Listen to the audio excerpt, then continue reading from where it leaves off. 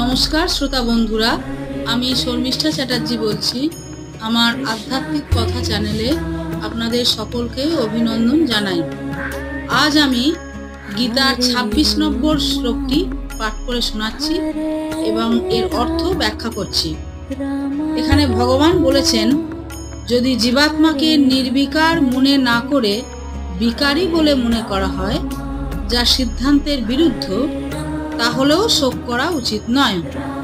শ্রী ভগবান উবাচ অথ চৈনং নিত্যজাতং নিত্যং বা মন্যসে মৃতম তথাপি তং মহাবাহো নৈবং সুচির্তুম অহসি।